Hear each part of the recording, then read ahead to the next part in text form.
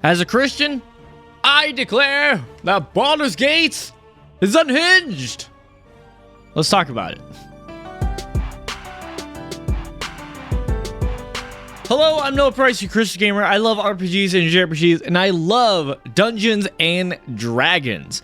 Ever since Baldur's Gate 3 was announced years ago, I've been super excited for this game, mostly because, as mentioned, I'm a D&D fan. I love D&D, and there's not that many single-player D&D games that you could play. You could try the previous Baldur's Gate games, but they're a little bit outdated. D&D wise, they're a little outdated D&D wise. Still fun to play. I've beaten Baldur's Gate 1 and played a little bit of Baldur's Gate 2. Enjoy them. They're great. They're great experiences. But honestly, for a D&D experience, having to deal with the old editions and having to deal with THAC0, figuring out what that... I never figured out what THAC0 was. I just played along and did my best. But having a new updated game with the 5e system seems great. And I've been looking for this game for so long, and now that it's out, let's talk about my thoughts as a Christian. As the thumbnail really shows it, I put in over 40 hours into this game. Jumping into this game, oh my gosh, this game is crazy. It is wild. It's industry shaking. Devs around are kind of scared at the impact of this game just because there's no microtransactions. This is a complete experience, and for a game genre, a CRPG game, computer RPG game, mostly a tabletop like a D&D styled game, not really a very popular genre. This game is massive number wise right now. And I'm not surprised. I put in 40 hours already into this game. I love this game so much. It is so good. But as a Christian, not just a normal gamer, as a Christian, how does this game fare? Well, I'm going to talk more about what I love about this game, what this game really brings to the table, and we're going to talk about some red flags, okay? Okay, let's really jump into it now. Jumping into the tutorial of this game, I think analyzing the beginning parts of how a game shows you how to play the game is important, and honestly, hooking you with the plot of how does this game do it. It does it great. I mean, I think a lot of people are new to this. Mind Flayers is prominent in this game. It starts off strong with a iconic enemy for a D&D game, and it's very prominent in this game because you actually get a little tadpole stuck in your eye. It gets you in. It's a little gross. It freaks me out a little bit because they get you kind of like Neo style. Seeing stuff like that always just hits me hard. I take critical damage from that. It's too much. But kind of what I like to see as a tutorial level of this game, you could kind of see just Act 1 in whole as tutorial. I would say that's a bit of a stretch.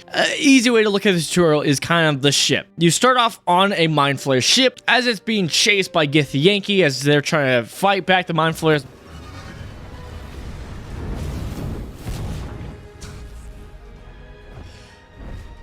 Guy just like...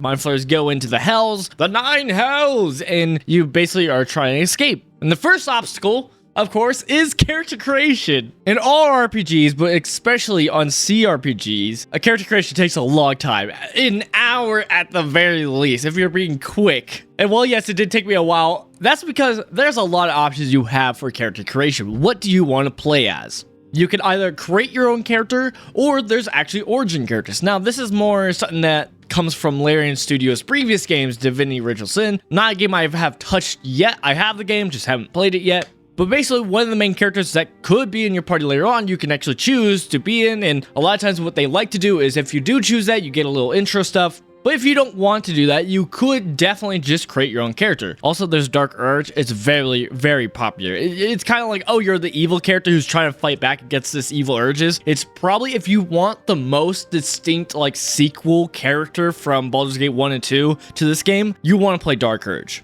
I obviously chose just custom character because I just want the free range of making my own character and making my own story. After all this character creation, over an hour's worth, obviously, we finally get to play the game. And as we explore the Mind Flayer ship, the Nodaloid, or however you pronounce it, you get to experience what it's like to make choices. There's a lot of choices in this game, whether just interacting with different objects, with making dice rolls, which I love getting to see in this game. Well, in this game, it truly does feel like most choices you make in dialogue actually have impact. A lot of them is, hey, do you want to just D&D true blue, just like, oh, mid-conversation just attack somebody? You can do that. There's even parts where you actually meet other characters that are supposed to be on the party that you can actually choose whether to help them or not. And how are you going to help them? Sometimes you can help them depending on your class or your race. There's different extra options based on that, which not only makes your choices really feel impactful and actually consequences, but it makes character creation actually feels impactful. It feels like what you chose as a class or a race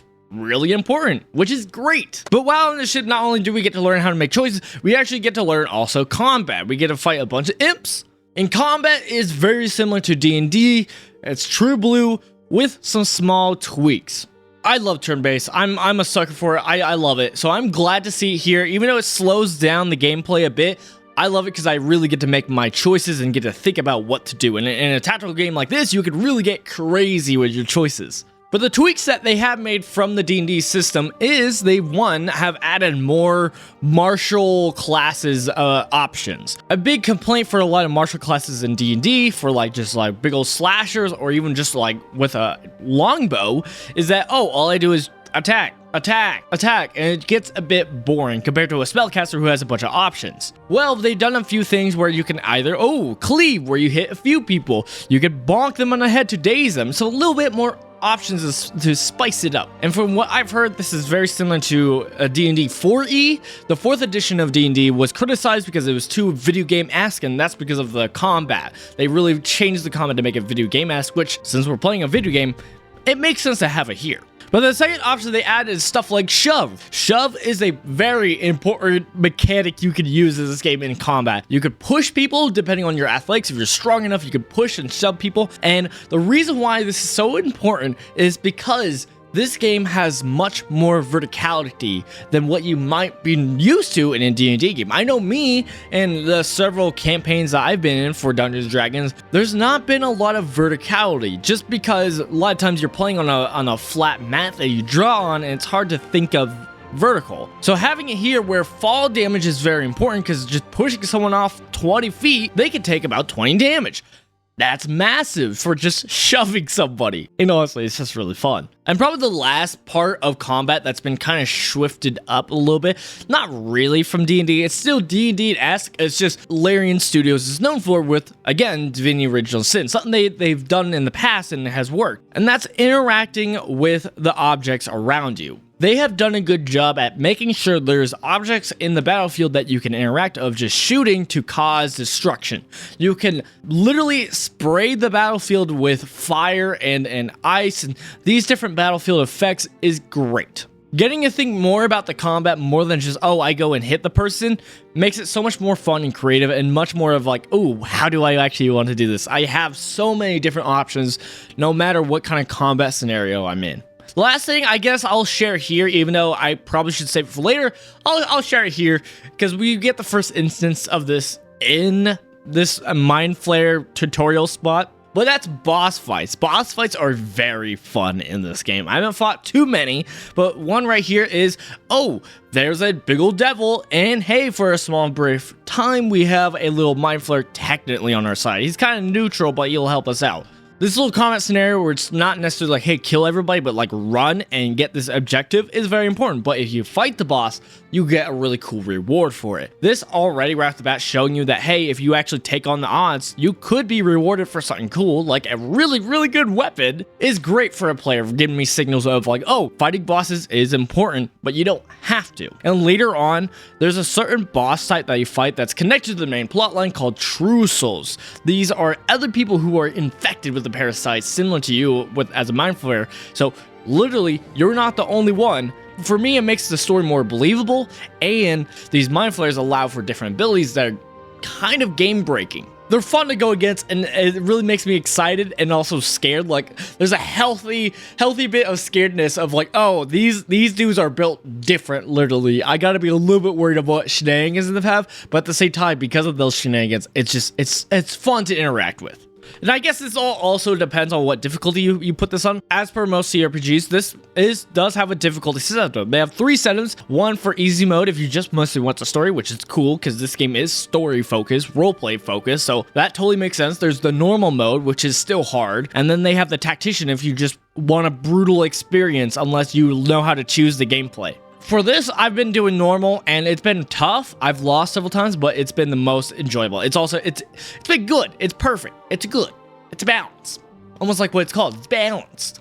Moving off the ship, we finally get into like the main quest, the main mode of like you're open to do what you want. It's open world and I love it. But the main quest that is kind of given to you right off the bat is the Grove. There's a grove that's being dealt with by goblins, and you have the choices, well, probably about 3 choices, but probably more that I already saw through playing this game of interacting of, hey, how do you help out this grove? Do you help with it on the inside of helping out the druids deal with the goblins? Do you help the grove deal with the tieflings that are residing as refugees? Do you help the tieflings against the druids?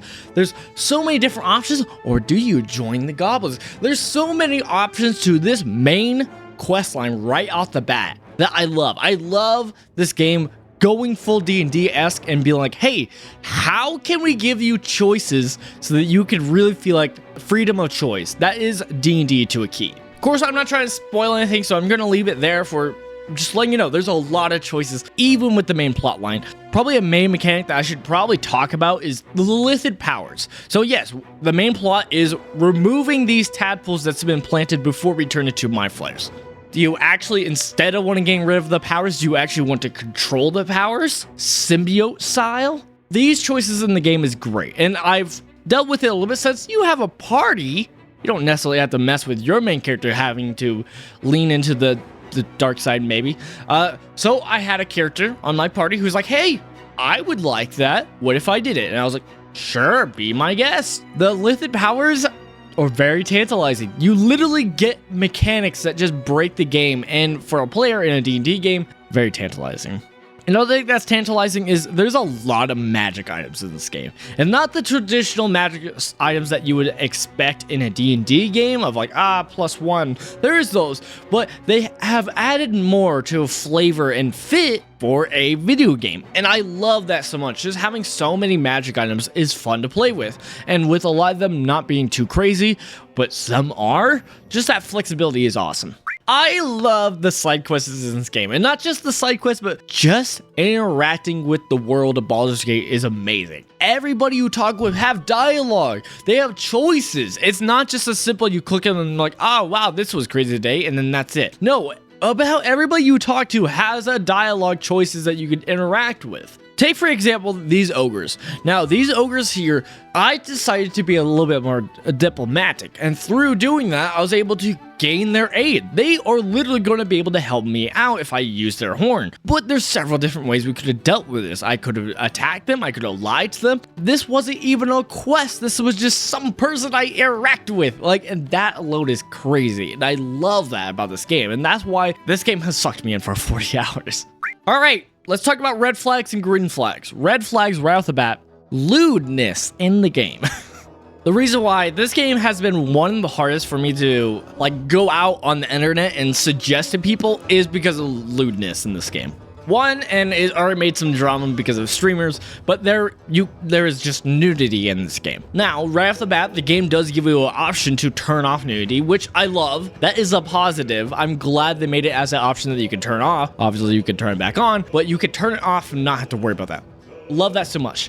With it still off, though, there's still some problems. It's not perfect. Not all solutions are covered. Now, in D&D, you can go and take long rests. When you do, you have a little camp set up, and when you do, you're wearing camp clothes. You're not wearing your armor and whatnot. And for the females, I don't know why, but the leather outfits are kind of bras and whatnot, and they're a bit revealing for my taste. I don't like it. It's a little bit of a markdown for me.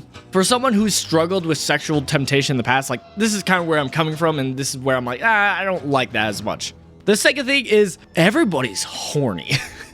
And I hate it so much. And I know partial the reason why is because this is a game where you can have sex with any one of your party members. And so because of that, it always kind of gives you an option of hey, once you've kind of been friendly a little bit with your friends, you could possibly try to see if you can, go all the way, go into bed, wink, wink.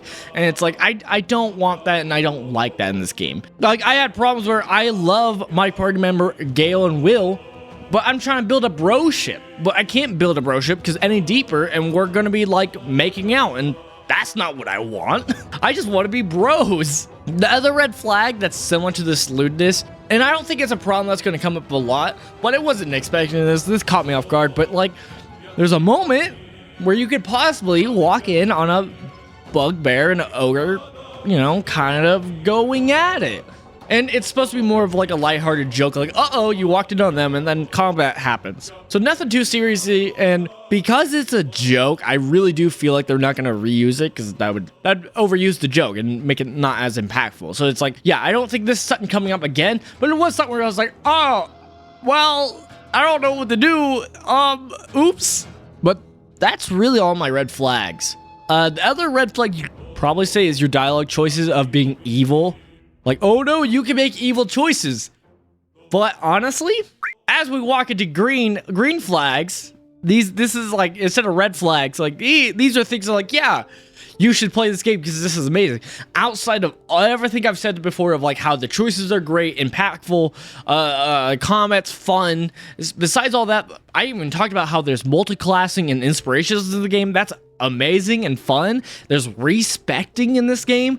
So much goodness in this game. Another green flag that's connected here is the dialogue choices and the fact that you can make evil choices. I love. I think it's a green flag, and this alone is the reason why people should play this game, because I think it hits hard on the morality of this game. A lot of things of your choices, it really hits on of why you're doing this and what is truly the right thing to do in this situation. Your party members coming from different perspectives hit on different moralities, and it's so interesting to see how they conflict and deal with each other. So that alone is such a green flag to me. Like, here's an example I'm going to share from my live streams. I'm playing a vengeance paladin. My idea is that I'm a little bit like Samson. I'm not necessarily like a good to a Christian who knows his Bible very well.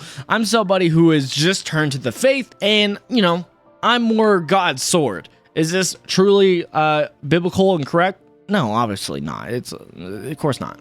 But with falling in line of like, I'm the sword of God, I take care of evil, slay it down. Me and this monster hunter, Will, we accidentally killed a player character because of this. And this is a player character that everybody loves, but because of this choice, not only did I get to see, I got a reward that I don't think most people got, which was the certain kind of clothing. But the second thing, which was more powerful and more juicier of a reward, was I got to see Will kind of deal with the fact that like maybe he was wrong, and dealing with like this was a wrong choice, and my world state, everything I viewed the world as, maybe isn't correct, and having to go with that, it's so juicy and I love it. So after playing 40 hours of this game, learning and having so much fun with the gameplay of throwing everybody off buildings, finally going in the Underdark and fighting enemies that I've been wanting to fight, D&D, like classic enemies that I'm getting to fight for the first time, I totally recommend this game. As always, if you want to watch me play through this game, definitely go check out my other channel, Hero Scrub. If you like these videos here, subscribe, and yeah, thank you. Jesus loves you. Bye, guys. He's a monstrosity, so we can definitely do him. We have a bullet! We have a bullet! Yo! Whoa. Oh, we lost our haste. That's right. Yeah, we lost our haste, and then we're slightly exhausted for a bit. Oh, yeah, we're lethargic. That is the downside of haste. But if you have that...